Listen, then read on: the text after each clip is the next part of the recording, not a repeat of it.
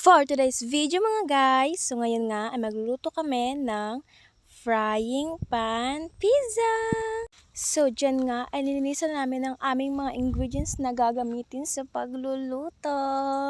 At siya nga pala, hindi nga mamahalin ng aming pizza na lulutuin dahil lulutuin lang namin ito sa frying pan. Fast forward nga at kinuha na nila ang kanilang mga kotse. Mga kotse, walang ganun. Hoy, ang OA naman. So, ayun na nga, kinuha na nga nila ang mga motor na aming gagamitin sa pagbibili ng mga ingredients. Nasa baba nga lang ang mga sasakyan, kaya ayan, bumaba na nga yan sila para pumunta doon. Pagdating nga sa baba ay hintay pa namin ang dalawa naming kasama na ulupong naku, mga lalaki kung kumilos parang pagong. Huy! Oh, tignan nyo nga naman yung dalawang yan. Napakalapit ng kanilang pupuntahan pero ang bagal kung maglakad. Tignan nyo ng maigi. Pagdating nga nila ay umakyat na naman yung isang yan sa bahay nila kasi may nakalimutan daw. So dyan nga ay hinintay lang namin ang isa naming kasama na dumating. At sa wakas dumating na nga rin siya. Tignan nyo naman kung paano maglakad. Parang isang kengkoy. Ngingiti-ngiti pa yan siya oh. Fast forward nga ay nakarating na nga kami sa bakery kung saan ay bibili kami ng sliced bread. Sliced bread nga lang ang aming gagamitin sa pagluluto ng pizza dahil low budget lang ang aming magagawa sa ngayon po. At yan, nakabili na nga kami, binalot na. At yan na po. Isa nga lang ang aming gagamitin dahil hindi naman ito mauubos lahat. At yun, pumunta na nga rin kami sa iba pang tindahan kasi doon kami bibili ng mga ingredients namin. Antay na natin, tingnan nyo paano maglakad yung babaeng yan. Napaka-OA naman talaga. Bibili nga lang kami dito ng red bell pepper at ng kamatis. Ano bang kamatis? Tomato nga pala yun. Diyan nga ay namili na nga kami ng mga fresh tomato. At nagtanong na nga kami sa tindera kung may red bell pepper nga ba silang tinitinda. Pero ang sabi niya wala silang red bell pepper kaya kailangan naming pumunta pa sa ibang tindahan para bumili doon. Kaya ayan, nagmamadali na kami. Nagbayad na siya ng kamatis. Tomato pala. Ayan, pinasok na sa plastic. At ayan nga ay nakarating na kami sa ibang tindahan at nakita nyo naman 'di ba? May red bell pepper sila at may green bell pepper. Nagtanong pa nga kami sa tindera kung magkano ang tig-isang piraso ng red bell pepper na yan. Kaya na nga rin kami bumili ng lahat ng mga ingredients na gagamitin sa aming pagluluto. At dyan nga ay tapos na nga kaming bumili. Hindi ko na nga binidyohan lahat ng mga ingredients na aming binili. At tignan nyo nga naman yung perang natira sa amin. Sinimot talaga lahat kasi wala kaming pera talaga na pagdating dyan sa tindahan. At ayan nga, nakarating na nga kami. Pumunta na kami sa bahay ng aming kasama para doon kami magluluto.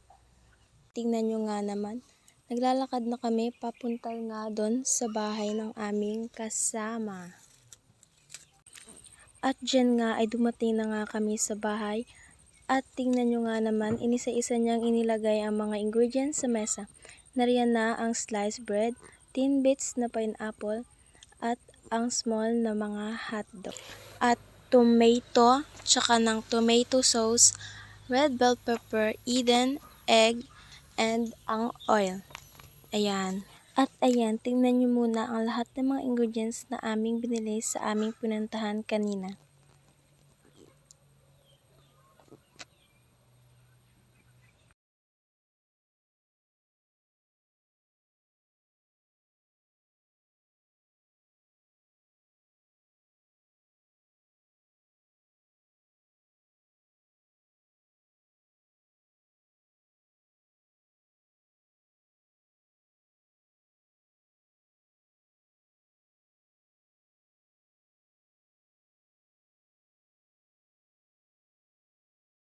At tcharan! Yan na nga yung lahat ng mga ingredients na aming nabili. At dyan nga ay ninda na nga namin lahat. Yan, binuksan na niya yung sliced bread para ipanghiwa na. Hiniwa niya nga lang ito ng 3 slices at 1 slice paitaas naman. At hiniwa na niya rin kasunod ang mga hotdog ng maliliit at ng maninipis. At ayan, sinala na nga niya ang pineapple na gagamitin at hiniwa-hiwa niya na rin ito.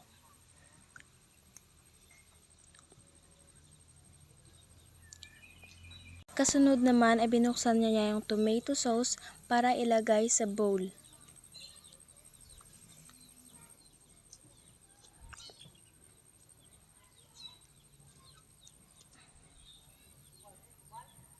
At dyan nga ay binit na nga namin lahat ng mga itlog na aming gagamitin.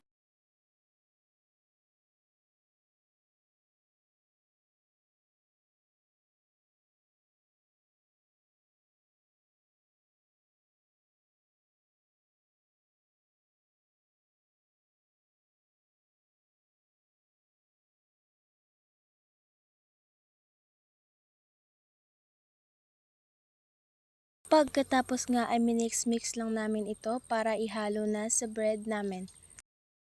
At ayan nga ay nalo na nga namin ang bread at ang itlog. At ayan nga pagkatapos nga haluin ay diniin-diin lang namin ito.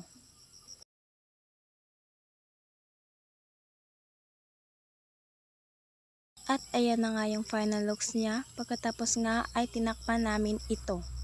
At ito na nga ang mga ingredients na aming gagamitin. Sunod nga namin ginawa ay nagpainit na kami ng kalaha. At dyan nga ay naglagay na kami ng oil sa kalaha. Dyan naman ay ginisa-gisa na lang namin ang hotdog para daling maluto ang aming pizza na gagawin. At ayan nga dinagdagan pa ng oil ng aming kasama ang frying pan. Kasunod nga namin ginawa ay nilagay na namin ang bread sa kalaha. Ininit nga lang namin ito. Pagkatapos nga namin initin yan, inintay lang namin ng ilang minuto. Kasunod nga namin nilagay ang tomato sauce. In-spread nga lang namin ito sa aming bread.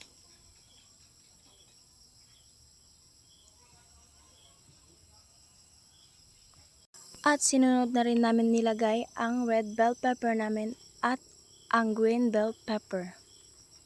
Kasunod na rin ay ang tomato.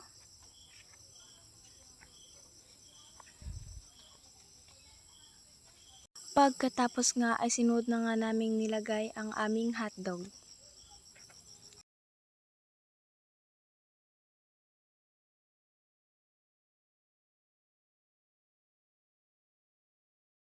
Pagkatapos nga ay nilagay na rin namin ang aming pineapple. Ang panghuli nga naming nilagay ay itong cheese.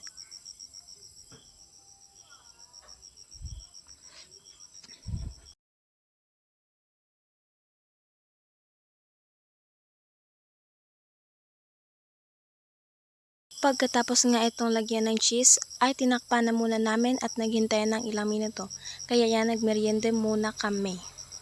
At ayan na nga ay kinuha na namin yan para ilagay sa aming plato.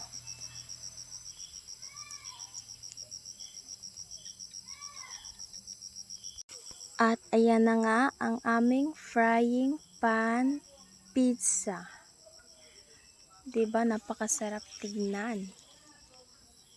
At dyan nga ay naglilinis na nga kami kung saan kami kakain ng aming mga kasama. Dyan nga ay nasipagkain na kami. Tingnan nyo nga naman napakaburaot ng mga taong yan.